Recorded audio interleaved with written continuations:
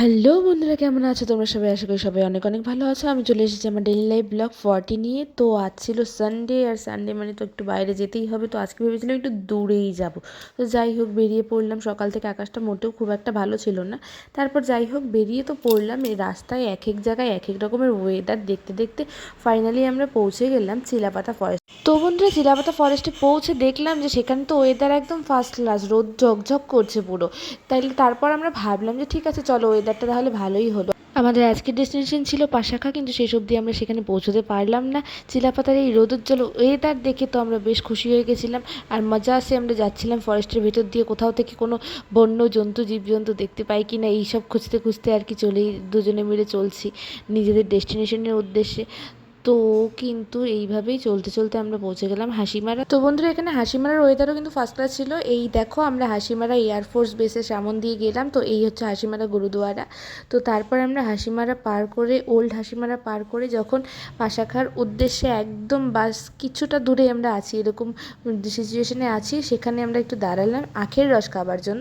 তো সেখানে দাঁড়িয়ে আমরা দুজনে একটু আখের রস খেয়ে নিলাম। কিন্তু দূরে ওদিকে এত কালো ঘন মেঘ করেছে যে কী আর বলবো তোমাদেরকে, আমি বলে বোঝাতে পারছি না।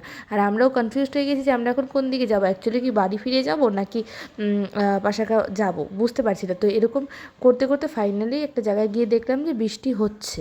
হ্যাঁ বৃষ্টি হচ্ছে, তবে কীরকম জানো, আমরা রাস্তার এক প্রান্তে দাঁড়িয়ে আছি, সেখানে কোনো বৃষ্টি নেই, আর আরেক প্রান্তে এতটাই মুষলধারে বৃষ্টি হচ্ছে যে আমরা আগাতে পারছিলাম না। তো তারপর আমরা আমাদের ডেস্টিনেশন চেঞ্জ করে নিলাম। তারপর আমরা ভাবলাম যে চলো ঠিক আছে আমরা কালচিনি হয়ে একটু যাই। তারপর আমরা ভাবলাম যে এখন তো অনেকটাই সময় হয়ে গেছে, তো আমরা এখন কালচিনি হয়ে একটু ডিমা ব্রিজে যাই। তো ডিমা ব্রিজে গিয়ে একটু ফটো টটো তুলে তারপর আমরা কোথাও একটা খাওয়া দাওয়া করে তারপর বাড়ি ফেরা যাবে চলো।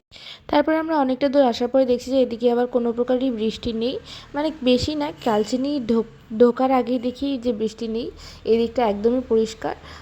তো তারপরে আমরা দুজনে মিলে ডিমা ব্রিজে পৌঁছে গেলাম। তো সেখানে দেখি সব লোকগুলো ওখানে ব্লু হে পানি পানি করছে, কারণ এদিকে ওয়েদার একদম ফার্স্ট ক্লাস। তো আমরাও তারপরে একটু কিছুক্ষণ দাঁড়ালাম, নিজেরা টাইম স্পেন্ড করলাম সব এই জায়গা ওই জায়গা করতে করতে ফাইনালি দেখলাম বেজে গেছে 3টা। এদিকে পেটে তো পুরো হাতি দৌড়াচ্ছে, ইঁদুর ঠিদুর না, একেবারে হাতি। তো কোথায় খাবো? আমার বাড়ির আবার নতুন নতুন বাহানা, সে হোটেলে খাবে না। তার বক্তব্য যে হোটেলে তো সবসময়ই খাওয়া হয়, আজকে যখন বাইরে এদিকে এসেছি তাহলে ধাবাতে খাবো। এদিকে ভালো কোনো ধাবাও খুঁজে পাচ্ছিলাম না। তারপর দেখো এখানে আমরা রাজা ভাত খাওয়ার ওখানে দাঁড়ালাম ক্রসিংয়ে।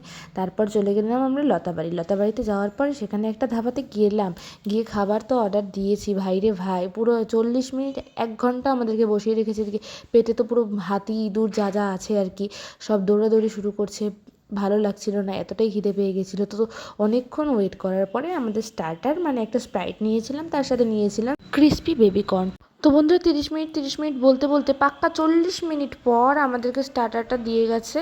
তারপর আমরা স্টার্টার আর স্প্রাইটটাই খাচ্ছিলাম বাধ্য হয়ে, কারণ আমাদের এতটাই খিদে পেয়েছিল বলে বোঝাতে পারবো না। কারণ সকালে বাড়ি থেকে বেরিয়েছি চাউমিন খেয়ে, ভাত টাত খেয়ে বেরোইনি, এতটা সময় হয়ে গেছে, তো প্রচণ্ড খিদা পেয়ে গেছিলো। তো তারপরে যাই হোক ক্রিস্পি বেবিকর্নটা খুব একটা ভালো ছিল না, স্প্রাইটটা একটু খেলাম, তারপর ওই ক্রিস্পি বেবিকর্নটা খেলাম। তারপরে আমাদের খাবার যেটা অর্ডার দেওয়া হয়েছিল প্লেন রাইস আর চিকেন কষা, সাথে 2টো পাঁপড় ভাজা। তো তারপরে আমাদের খাবারটা দিয়ে গেল। তারপর যাই হোক খাবারটা একটু শান্তি মতো খেয়ে দিয়ে আর কোনো কথা নেই, একদম বাড়ির উদ্দেশ্যে রওনা দিলাম। খেয়ে দিয়ে পেট শান্তি, মাথা ঠান্ডা, এবার বাড়ি যাওয়া যাক, অনেক হয়েছে ঘোরা আজকের মতো। তো তারপরে বাড়ির উদ্দেশ্যে রওনা তো দিলাম। তারপরে আমাদের রাস্তার মাঝে আমরা গিয়েছিলাম একটা নার্সারিতে কিছু গাছ আনার জন্য। তো তারপর সেখানে গিয়ে কিছু পছন্দের গাছ, সেখানে তো এত গাছ দেখে দেখে তো আমার মনে হচ্ছিলো সব কটা উঠিয়ে নিয়ে চলে যাই, কিন্তু উপায় তো নেই। তারপর গাছ টাছ নিয়ে দেখো ফাইনালি বাড়িতে চলে এসেছি, কিন্তু শরীরটা একদমই ক্লান্ত ছিল।